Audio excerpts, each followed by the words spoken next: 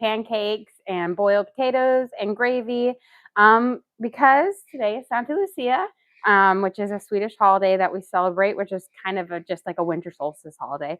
And with our kids, and we're going to be doing our Universal Yums box. We've got it, and we have a Scandinavian one, so it pairs up well. So we're going to have some delicious little treats from Scandinavia in there. We did this like back when COVID was around. We kind of did that as a way like to have fun while we were stuck inside, and I would always cook up these like country themed feasts, and we would like make a whole feast with it, and then we'd go through the box and try all the snacks. So we're going to do that for Scandinavia tonight because it's Santa Lucia.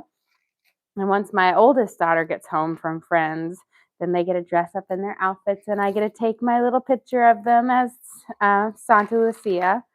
Although traditionally Santa Lucia is just for the eldest daughter, I was not the eldest daughter in my family, so I never got to be Santa Lucia. But I firmly believe everybody gets to dress up as it. So both my girls get to dress up as Santa Lucia. And I'll have them take their little picture, and we'll have our little Lucy cats, which are our saffron buns that we ate up, or we baked up last night. They've already halfway gone.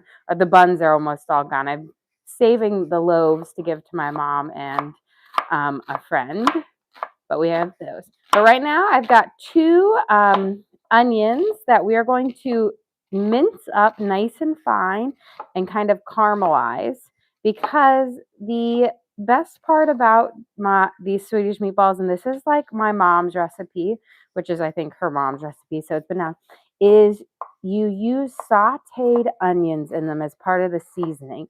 And essentially it's 1 onion per pound of meat. And you're going to caramelize them in a frying pan until they're nice and golden brown. And then you'll add that to your like meat paste, I guess, to make your meatball. So we're going to get these minced up, and then we'll saute them in some butter. And then another thing that's unique about these meatballs is I also use a 1 boiled potato mashed up. That acts as a starch in our meatball to bind it. And we will also be making a panade using bread and eggs and cream to bind it together. So these are delicious. They are way better than Ikea's meatballs. And I think the trick about these meatballs, which make them better than any ones that you can get, is they use all pork, because traditionally the meatballs were made with veal, and veal is very hard to come by. So we made ours always with pork, which tastes a little bit closer to veal than ground beef, where most places make them with beef, and it just doesn't have the same flavor profile. And so everybody always says that our family recipe of Swedish meatballs are the best. So we'll have them today, and then of course I'll be making them for our smorgasbord as one of our protein components for Christmas. It's our big Swedish feast. But let's get these guys nice. And when I say we're going to mince these up, I've got them sliced really thinly and I'm cutting them up, but I'm going to go over them a couple of times with my knife But before we do that, I'm going to get my butter melting. We're going to do about a half a stick of butter to kind of caramelize up these for these onions.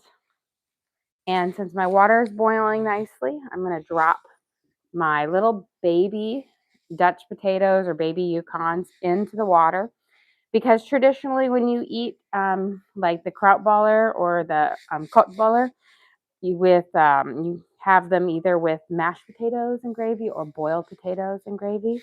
So we will be having ours with boiled potatoes and gravy. Okay, now I'm going to go back over. Now, you can also just put your onion through like a food processor and coarsely chop it as well. But I find it's just as easy to just get it with your knife and chop it all down, unless you're making a huge batch of them.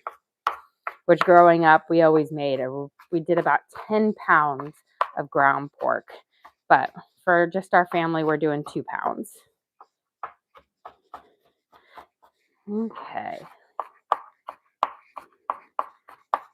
And the smaller the onion, the better, because you want it to almost be like caramelized onion paste versus like bits of onion. So the smaller the better, because it kind of just blends very nicely into the meatballs.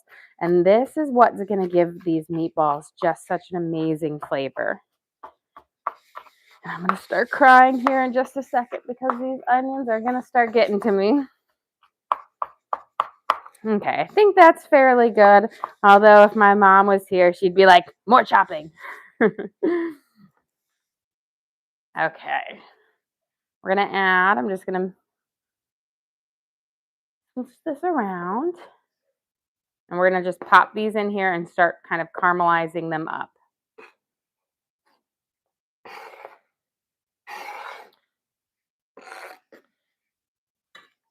Okay, and it seems like a lot, but trust me, an onion per pound of meat. And once we start to kind of caramelize them and cook, they're going to shrink down and they're going to be a lot smaller because they'll let out some of their liquid and things. So, seems like a lot now, but it's going to be worth it. Okay, let's get our potato peeled and diced up so that we can do a quick mash on this. And this is something that my mom, that's what she always told me she did, is you just boiled up. We always did a lot more than just one because it was a lot bigger batch, but we always had to have boiled up potatoes. You can always use leftover mashed potatoes as well if you have those, but it just adds a starchy component to the potato or to the meatballs that helps it bind without it being too like reliant on bread, like on a panade. So I'm going to dice it up nice and small. That way it will boil and get tender pretty quickly so we can mash these guys up. And then we can start working on the base for our Swedish pancakes, which are very different from American pancakes. So the closest things to Swedish pancakes are probably crepes, but Swedish pancakes aren't as thin and they're a bit more soft. Like crepes, I feel it can be a bit dry. Swedish pancakes are softer, more eggy and smoother. I think it's because it has a lot of butter and cream and fat in it. Okay, let's get these potatoes in to boil them up so we can mash them.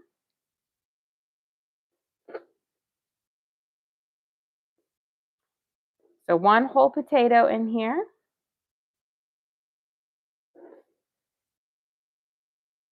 There. We'll bring that to a boil. And once it's soft and enough to be mashed through with a fork, then we'll be good. Bring that up. I'm going to go wash my hands since now they're kind of oniony and potatoey.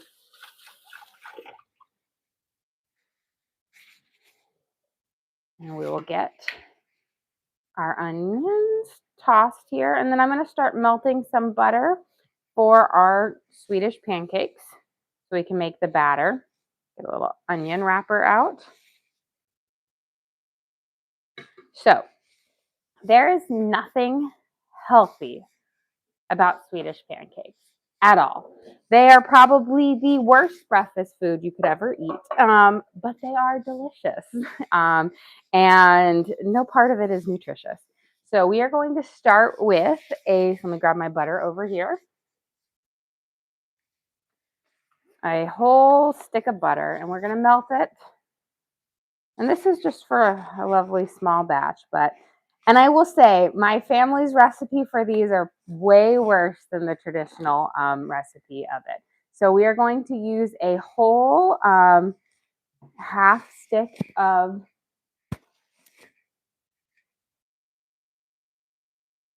half cup of butter. I don't know why I'm saying half stick. Whole half cup of butter, and we're going to melt it up. There we go. Putting over there. And then once it's melted, we're going to add in here. So a lot of recipes use just milk. My mom has always used cream and milk. So we're going to take a recipe that is already unhealthy and we're going to make it even more unhealthy, but it's delicious. So let's get our cream and ready there. We're going to use 4 eggs. It's an egg heavy recipe. Very little flour, very little sugar in here, but lots of butter and cream and eggs.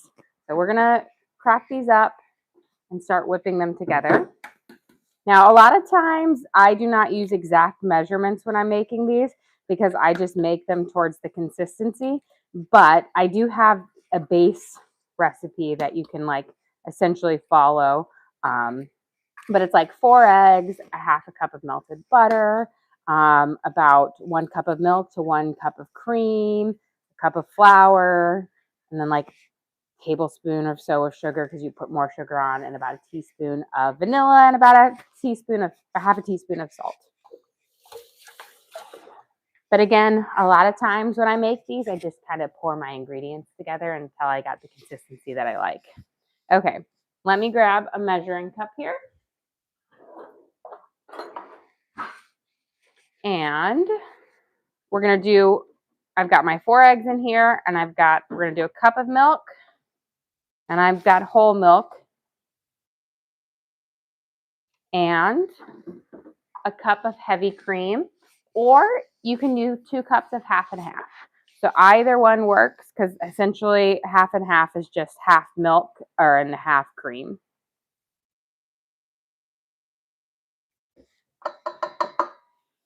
And that's, I think, what makes these so delicious. We're going to whisk the milk and the eggs together.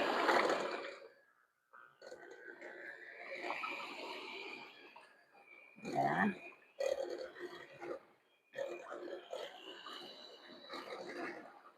And just making sure I get it all mixed in there. Beautiful. Let's get our onions. Then I'm going to give my butter a little bit of a swirl here so it doesn't bubble too much. I'm going to turn it down a little bit lower because I don't want it to pop. Our onions are starting to get a nice little golden color to them.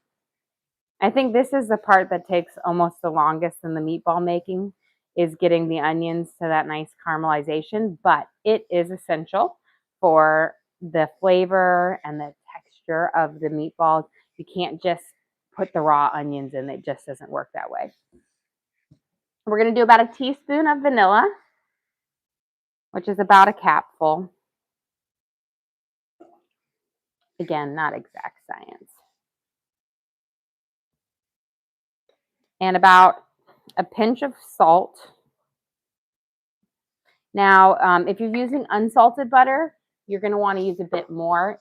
The salt is necessary to cut through on the sweetness of these. Let's see where our butter's at. It's almost all melted. I'm going to turn it off and let the residual heat do it. Now, we do put a little bit of sugar in here, but what is kind of unique about these pancakes is we'll cook them on our griddle, but then when we take them off, we sprinkle sugar over them. And that's where they get most of their sweetness. But I am going to put in about 1/4 cup of sugar in here. So you don't need a whole lot in there, but I like to have a little bit in my base for it. We've got our butter just about melted here, so we're going to add that in just a second. Let it cool down. It's got a good little bubbling going. And we're going to pour our butter in here as we whisk.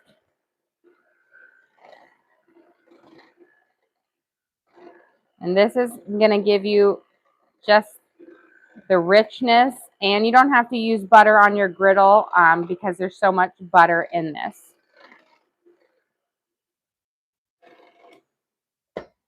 Okay.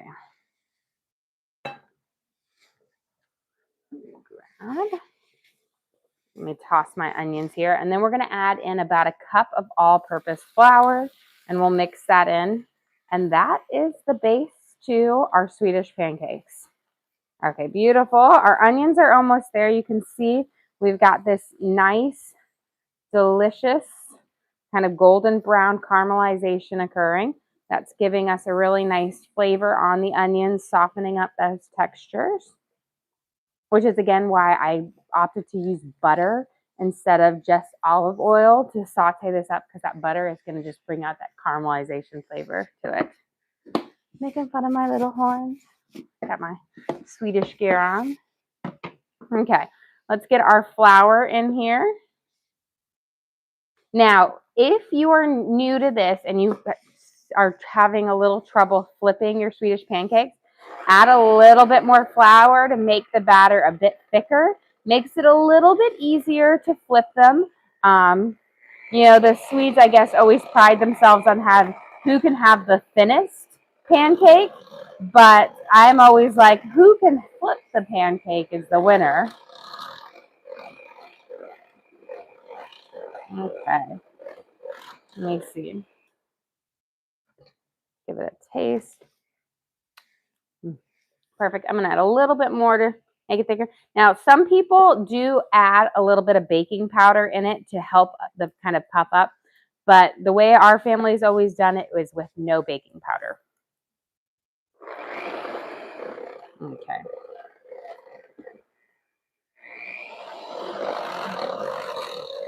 There we go.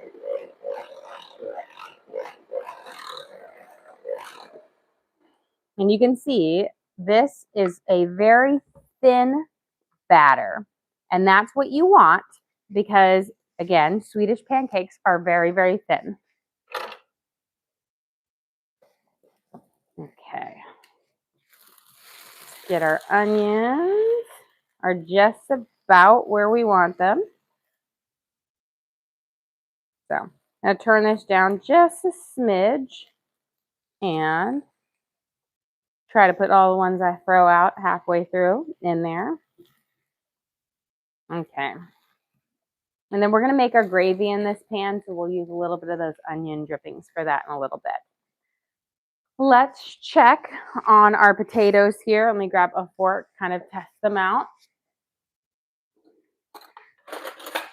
See if they're smashable, because then we'll be ready to start making.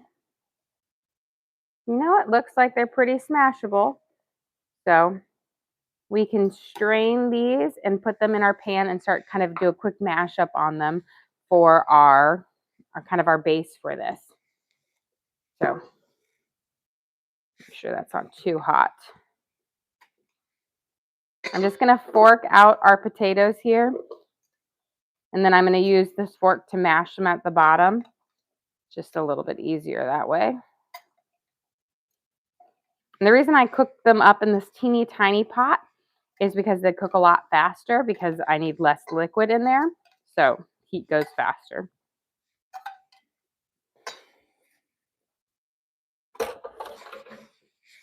So I'm just going to mash these potatoes up. And this is going to work as a binder as well as the egg and the bread in our Swedish meatballs.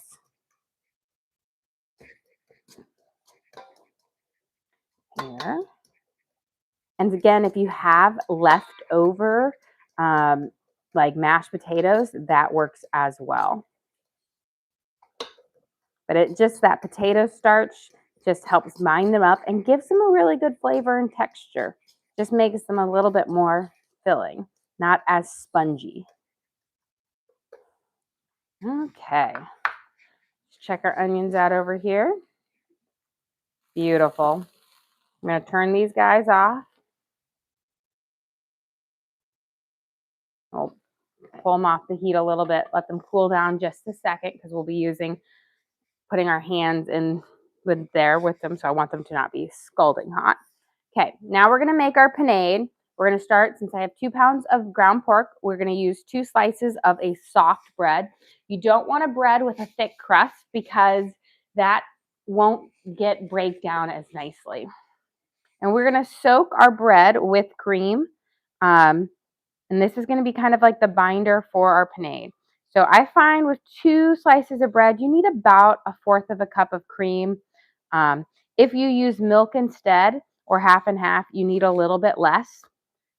But I find that the cream gives you a richer flavor and texture. So those should be pretty good. Nice and soggy.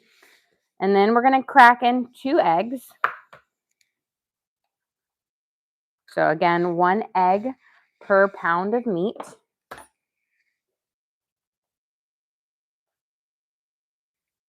And then I'm going to rinse my hands real quick so we can add in our spices. We're going to add in about a tablespoon of garlic salt. You can use regular salt, but I find the garlic salt just makes them taste even better. And this has got to season up 2 pounds of meat, which is why we're using a good tablespoon. If you don't have garlic salt, do 2 teaspoons of salt. Garlic salt is not quite as salty as regular salt. And then we're going to do a teaspoon of black pepper. I think I need a pinch more salt. There we go. And then we're going to get in here and we're just going to mash the egg and that potato and the bread together to kind of make a paste. And then we're going to add our meat and our onions in. But you want to make sure before you do that, you really get that bread broken down. And so this is essentially like a panade, which is your binder that I use for most meatballs. But we've also added a potato, a mashed potato to it. And I think that just makes them less spongy like a lot of meatballs are. Okay, let's see. We'll get our ground pork in here. So it needs to be a ground pork, not a pork sausage or anything like that. A just straight up ground pork. Now, a lot of, you can't find ground pork a lot at grocery stores. You know the place that I can always find ground pork at, and you wouldn't think? Target. Always has it there. Reliably, every time I go there, they have ground pork. So if you struggle to find it out there, that's one. Otherwise, you can always ask your butcher to ground up some pork for you, and a lot of times they'll do it happily. Okay, gonna make a little basin here. And then let me wash my hands real quick because we're gonna drop those onions in there.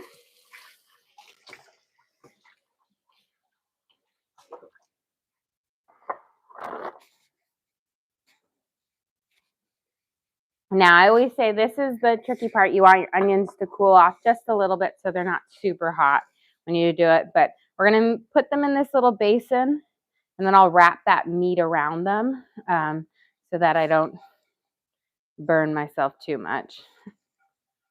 Try to get as much of this onion in there as well. But again, the caramelized onion is where the flavor is all. Okay. It's going to be for our gravy here in a little bit. And I'm going to get ready to start shaping these up in just a second. So I'm going to kind of put my meat around it, and this rest of the mixture is fairly cold, so we'll cool it off.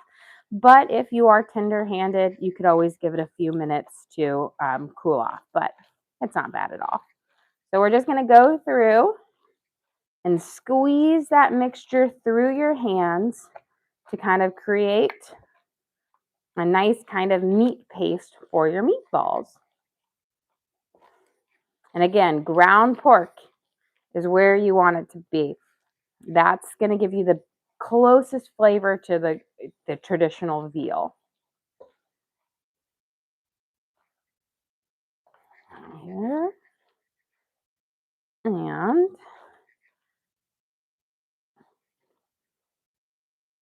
okay. Looking good. Now, we're going to shape them up, and then I'll bake them. I always bake them because they're easier to kind of keep their form, but you can always pan fry them. But the way we always did it is we would make them, we'd bake them, and then before we served them, we would pan fry them with a little bit of butter. but I find they are just as delicious being baked and don't necessarily need that pan fry. But when you want to reheat them up, if you make a big batch of them, all you have to do is kind of have them, defrosted or room temperature, and then you just fry them up in a little bit of butter. So you don't need to do a lot of work to kind of hold them together. As you see, they'll form up. Um, if you want to have that absolutely perfect shaped meatball, just have a little bowl of olive oil to the side, and you can just dip your hands in it every so often. It kind of creates a non-stick surface on your hands. But I have found that these kind of hold together just well. They don't get too sticky. And that's because when I fry up those onions, I use that half a stick of butter, so 4 tablespoons. That gives you enough kind of oil based in here to be able to shape them without the meat sticking to you. And then the nice thing is when it bakes up, all that extra grease and stuff like that will bake out so they're not greasy or fatty. But they are delicious. Here we go. Now, traditionally, these meatballs are supposed to be a lot smaller. I don't like to roll a lot of meatballs, especially when we're doing a whole bunch of them. So I've just gotten used to making them bigger. But ideally, if you're going to do them the way that they're like this big, which as you can see in comparison, two of those equal one of mine. So that's twice the work, or 3 as my husband says. But yes, I like them to go a little bit bigger. That means I do a little less rolling, and it's fine to have a little less work. Can you go over what's all with the meat? Yes. So we started out, we diced up, and I should say more like minced, 2 yellow onions until they were finely minced, and then we sauteed them in 4 tablespoons of butter until they were golden brown and nice and caramelized. And then we boiled up 1 potato that we mashed up. Then we soaked 2 slices of soft bread in about 1/4 a cup of heavy cream, added 2 eggs, a tablespoon of garlic salt, a teaspoon of black pepper, and then 2 pounds of ground pork. And mix all of those together to make our delicious meatballs, which we will bake up in the oven while we make our pancakes, which are all be things. So Swedish pancakes, like a lot of times we'll eat them for breakfast, but it's really common in Sweden, actually in a lot of Scandinavian, that you have split pea soup and Swedish pancakes, or the pancakes with lingonberry jam or fresh fruit on them on there. Well, my kids do not like split pea soup. My husband hates peas, like completely despises peas. So there is no split pea soup. I actually think split pea soup is delicious, and I do make it for my parents because my mom loves it, especially with some ham in it. Delicious, but they would not eat it tonight. So we're gonna do our Swedish pancakes with our meatballs because it's kind of festive going with our Santa Lucia meal. So we'll get these guys rolled up and and then after we kind of eat, we're going to do our little Universal Yums box, which is over Scandinavia. I just kind of have been holding on to this box. We got it like last month, and I was like, oh, this will be perfect for Santa Lucia because they have lots of little, Swedish and Scandinavian treats. And I'm big on, doing themes and holidays. As you can tell, I like to decorate, and I think that's the teacher in me. Um, Always very festive. The question: how many days do you celebrate Santa Lucia? Santa Lucia is just one day, so December 13th, and they do a lot of you know like programs in Sweden. Like they'll have where there's like one girl in the town is elected or picked, to kind of be the Santa Lucia for this like the town ceremony for it, but it's typically like the eldest daughter in the family is it. But I firmly believe that every daughter can be it. Boys are called star boys, where they actually wear cones that have stars on it and like little gowns. Um, in there. So it's kind of cute. But it's essentially about the winter, and the days are going to get longer. The sun is going to be there more. So the cold winter is almost over, and it kind of coincides with the winter solstice. It's off by, yes, but that's essentially what the whole, idea around Santa Lucia is. And then you make your saffron buns, which we baked up last night and have been enjoying all day. But they have a nice kind of golden yellow hue to them from the saffron, and that kind of signifies the light. And then the girls, of course, they wear the long white dresses with the red sashes and then the crowns with the candles on them, which I will have my daughters dressing up in later tonight so I can get my annual picture. Let me wash my hands up.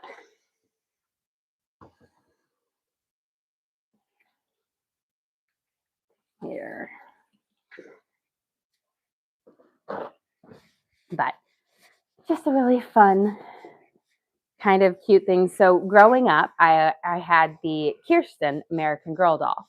It was the only American Girl doll I was allowed to get because, my mom is Swedish and those dolls are expensive. They're expensive then and they're expensive now. So I had Kirsten, and, she had the Santa Lucia outfit, and I always loved it. And I always like, oh, I kept it. And you're going to find this funny.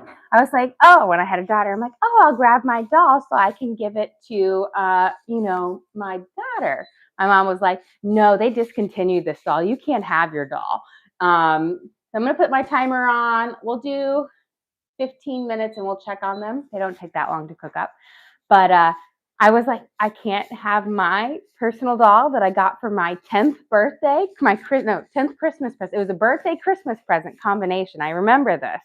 And I was told I could not. I still do not have this doll. It is sitting in my parents' house on their second floor in their media room in a little chair. As you see, I'm very fond of this doll, but I'm not allowed to have it because it's discontinued, except a couple years ago. They came out with it, and my mom bought another one. And I was like, oh, great, I can have mine back. Nope, she has now two Kirsten dolls in Santa Lucia outfits sitting on a chair next to him. And do I get my doll back? No, I do not.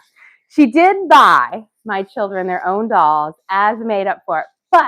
And her whole thing, oh, they would like their own dolls. And I was like, I want my own doll back. But I will say I've not forgotten that my doll is sitting there. Okay, let's get these Swedish pancakes cooking up, and then we're going to make our gravy for our potatoes. We get our griddle cooking up here, or heating up. Let's see. I'm going to get a little kind of ladle. Will be probably the easiest way to scoop it out. But it is a nice and kind of, don't think of them, they're not as thin as a crepe, but they are a fraction of the size of American pancakes. They're not fluffy, they are rich and dense. Where's your 3 little sticks? My 3 little sticks for Flipping them? Oh, yes. I'm terrible with those. My mom is excellent at it. I do not do the 3 little sticks. I do a really thin spatula, and you slide it under and you flip it over. My mom, she's amazing at this, and because she makes them every time. I was actually told I couldn't make Swedish pancakes for kids because it would had to be her thing. I still secretly make them sometimes because I like them and I never get them. Not that secretly now. No, not that secretly now. But it's Santa Lucia, so it's a pass. But she's got them, and she's got this art to it. She has a special pan just for making these, and she's amazing at it. That is one thing in cooking that she is better at than me, I will say. The one thing. Okay, let's see. We're getting it nice and hot. I'll put in here. And then we're going to just do, and you only make one at a time. You don't make, this is not like where you put a bunch of little ones. You make one at a time.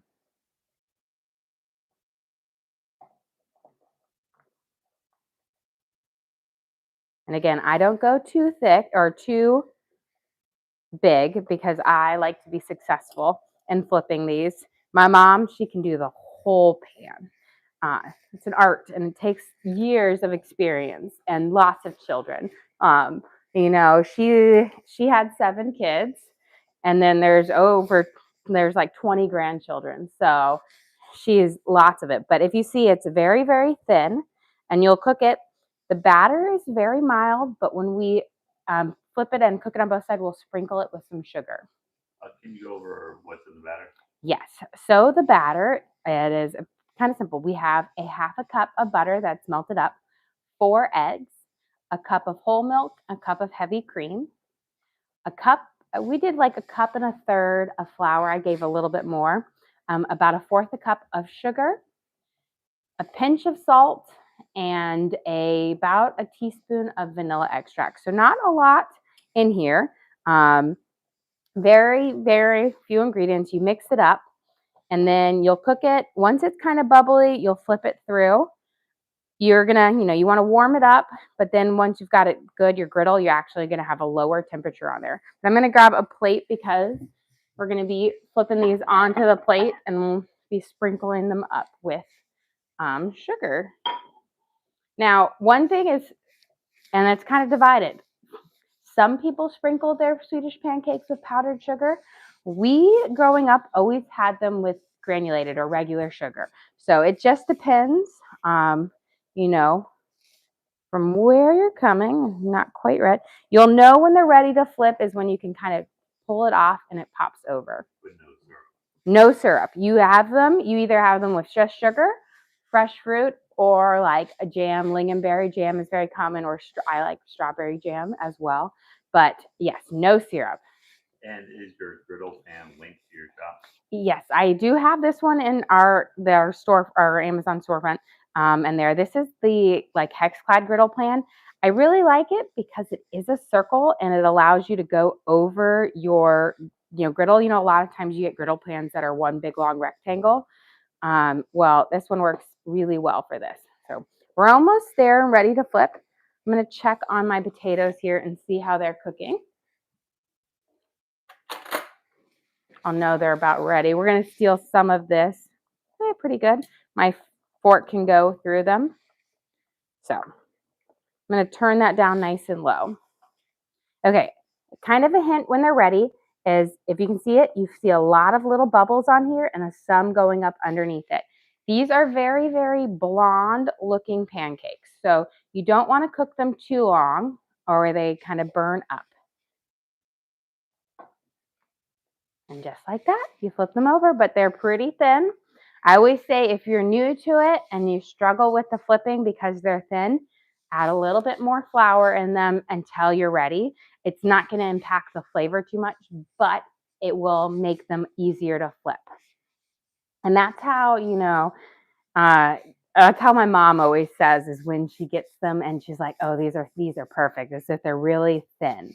So the thinner you can make them, the better the pancake they are.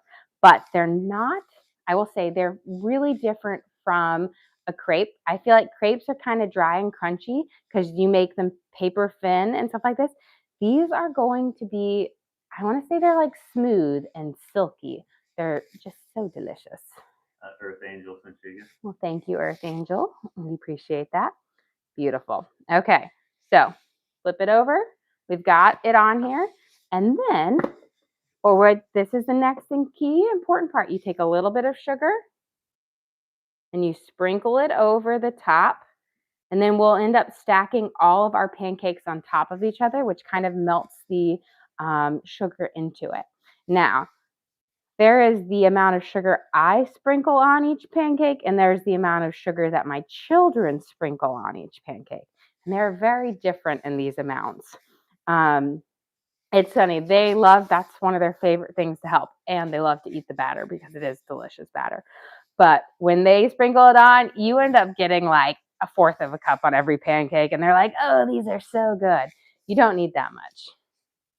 Okay, I'm going to get a ladle here. We're going to reserve some of this starchy water to make our gravy for our meatballs and our potatoes. So this is a potato starch water, which is kind of similar to like a pasta water. Now, you can also just use hot water to make your gravy as well. But hey, this actually works a little bit nicer. And you can kind of see it's got that brownish color from the potato starch.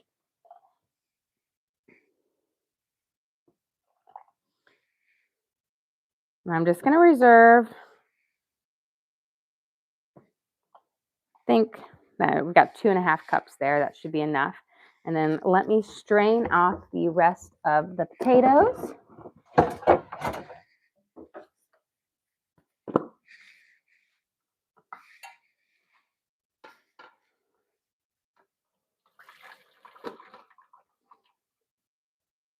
Now, when you're boiling the potatoes, you want to boil them to where you can poke your fork through very easily.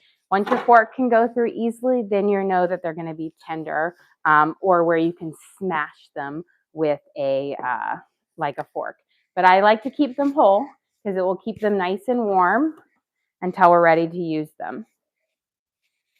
Let's get our pancake flipped here.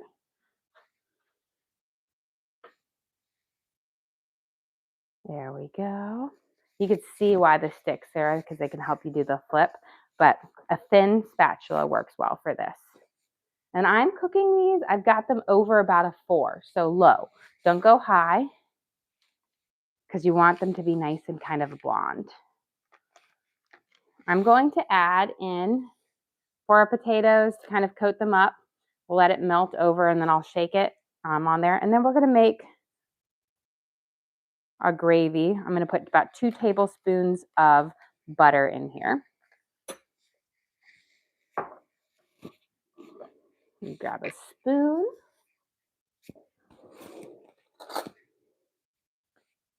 Into our starchy water, we're going to use beef bouillon. We're going to use a good heaping spoonful of this to kind of flavor it up. You could use beef broth or whatnot, but beef is what I know we're using pork, but beef is what you want for the flavor of it. Let's see if we need to add any more. Nope. Good. I just like to make sure we have the right amount in there. Beautiful. Perfect. You see how fast they cook up too once you flip them over? Again, you're going to sprinkle a little bit of that sugar over the top of them, and that gives them that extra sweetness to them. And remember, there's only about a 1/4 cup of sugar in this entire batter. So that little extra on top really adds that flavor. I'm going to bring it down to about a 3 now that it's kind of warmed up. Let's see, doing a little bit bigger. And then I'm going to add a little bit of kitchen bouquet to my bouillon here. This is going to give it a rich color to it, and a nice little flavoring and seasoning to it. I'm going to add just about a capful. A little goes a long way. And this is just made from a bunch of like roasted and vegetables that have been like pureed and into a reduction. So it gives gravies a really nice coloring. It has a nice little savoring, flavorful to it. But it works well, especially if you want to give it a little bit deeper color. Let me get a whisk here. 4. And then with the gravy that you make for the Swedish meatballs, it's kind of a mix between like a broth gravy with cream in it. So we'll use a mixture of both. But we're going to start by making a roux, which is going to use kind of equal parts flour and butter.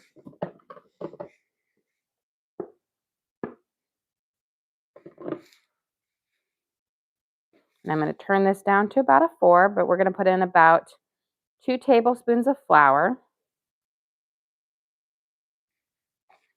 Let's see how this is looking good.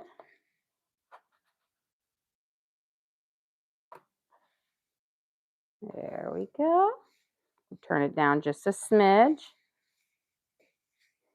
And you're going to make a paste with your flour and your butter here.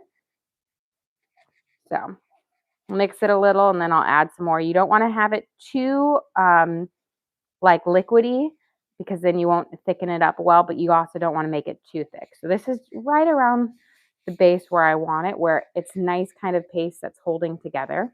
And of course, we're using it in the pan that we sauteed up those onions, so we have a little bit of those onion drippings in there. We're just gonna let this heat up and cook over this medium heat for like a low medium heat for about a minute or two, just to add some richness to it. And then we'll slowly add in our broth.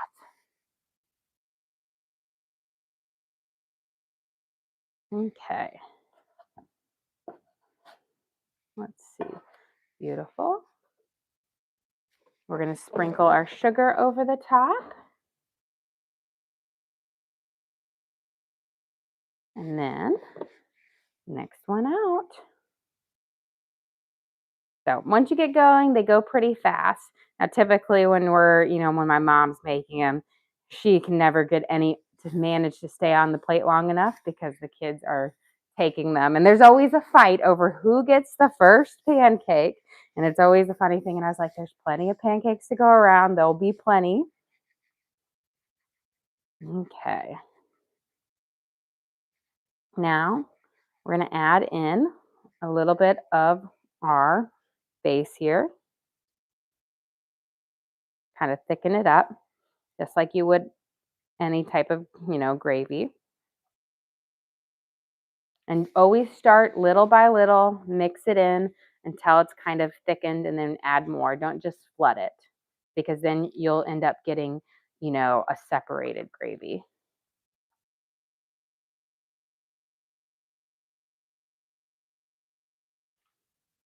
Yep.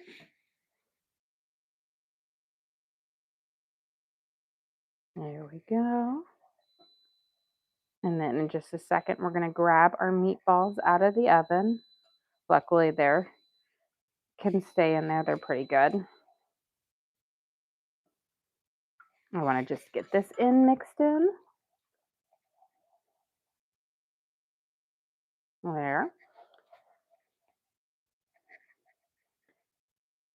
And again, little by little. And then once you've gotten to it, you might need to let it sit and kind of heat over medium heat for a second for it to thicken back up before you add your next batch in. But again, don't rush it. I'm going to put this down. Let's see if this is ready to flip. Just about. But let's go grab our meatballs and then we can come back and do that. I'll turn that one down. So we had our Swedish meatballs in our oven at 400 for about 15 minutes. We'll check on them, see if they are ready. You don't want to overcook them too much. Just give them a tap. If they're firm, then they're ready. If they still have a squish, then cook them for a few more minutes. You have a question. How do you learn to cook? Just years of practice. I actually started cooking for my family, like taking over dinners when I was 13 years old. I really love cooking. I've always enjoyed it. I found it fun, exciting to experiment with. And I've just kind of fine-tuned it over the years. My parents got me the Fine Cooking magazine and the Gourmet magazine when I was kids. My mom would always take me to Williams and Sonoma to pick out the newest stuff. Really fostered my love of cooking. And, I just always loved it over the years. I was like the kid in my dorm room as a freshman who had I always said it was like my illegal kitchen in there because I had a hot plate, a toaster, like one of those big toaster ovens that you could fit a whole turkey in it, and a electric skillet, and I would make all sorts of food in there on there because I loved cooking. Okay, we'll let that thicken up here. We're going to add a little drizzle of our cream.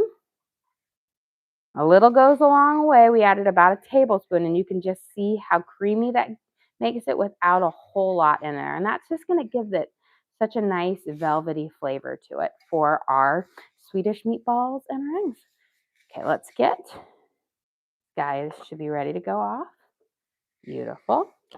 We're going to sprinkle our sugar over the top of our Swedish pancake. Just like that. And kind of get our next one going. And then we should be getting close. And, okay. Let me give this a nice taste, see where we're at. I don't think we need to do anything else. It tastes delicious. So I'm going to keep it just on low, especially with the gravy. You don't want to completely remove it to heat until you're ready to serve, but just keep it low so that the fat part doesn't kind of congeal up. And we're just going to toss our potatoes really quick. We added some butter in here. It should all be melted now. I always like to coat them up, but our potatoes, a simple boiled potato, and then we're going to just sprinkle a little bit of garlic salt over them. But these should be tender enough that when you bite through them, they're like almost like a mashed potato. There we go. And you can see, just stirring them, I've already broken one apart. That's how tender and soft they are inside. Beautiful. Okay. We can actually probably start to serve up for our dinner tonight on here. Get this turned up just a smidge. We've got our meatballs here. We've got our Swedish pancakes.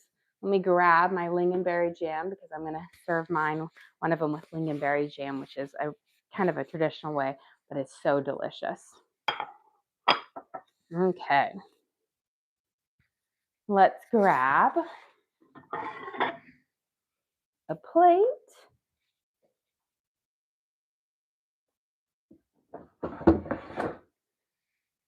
On here, but we've got to have our Swedish kind of dinner tonight because of Santa Lucia. Last night, I'm going to grab these over here. We've already eaten almost all of the ones. I'm saving the braids for my parents and one of my friends, but these are our saffron buns. So these are traditionally served on Santa Lucia, but they have this nice, slightly sweet bread flavor to them. So we'll have those with dinner tonight as well. Okay. I flip this guy first, that way he needs a minute or two longer. Okay. For dinner tonight, we grab a thing, we'll serve up, and then making sure, forgot a ladle for our gravy. I have one right here. Use that. Got our meatballs. Okay. For dinner tonight, we have our Swedish meatballs made with ground pork, 2 sauteed up in caramelized onions. We made a lovely panade using egg and bread and a whole potato that we've mashed up into them. So they're just full of flavor, are juicy and tender. We're going to serve them with some boiled potatoes. Grab one more in there that are soft and tender. And then we will top them off with a creamy kind of gravy that has made with beef bouillon. We made it with a rich kind of roux on there. So it just has this great flavor. And then we are going to serve them up with, slide this over here, a Swedish pancake. So this is a really thin pancake. And the way I'm going to serve it up is with lingonberry jam. So you're going to kind of spread your lingonberry jam all the way around it, kind of coat it up, get a little bit more. You can do it with strawberry jam as well. And then you're going to roll it up on there. And then we're just going to slice it up. Let me grab a quick knife in there because this is what makes it look so pretty and amazing is you've got these little, when you slice it up, it almost looks like a pinwheel, but they are delicious. So you've got our Swedish pancakes with our Swedish meatballs, boiled potatoes, and of course we'll have one of our saffron buns that we baked up last night. And we're going to do our kind of Scandinavian box for dinner tonight. Well, guys, thank you so much for joining us here. Don't forget to like and subscribe. I try to do live cooking shows every single day, kind of show you what we're making for our family and hopefully teach you guys something along the way. Again, we do upload all of our videos to the link on our page. So if you ever want to recreate any of these recipes at home, you can just go to our page and search for what we made, so Swedish meatballs and Swedish pancakes, and you can watch and cook along with me again. We also have a link to our Amazon storefront that has all of our different cooking gear and gadgets in it. I've got my cutting boards, I've got my griddle pan, my bakeware, all the different things I use in the kitchen, but I have in there for you guys to check out. But again, thank you so much for joining us here.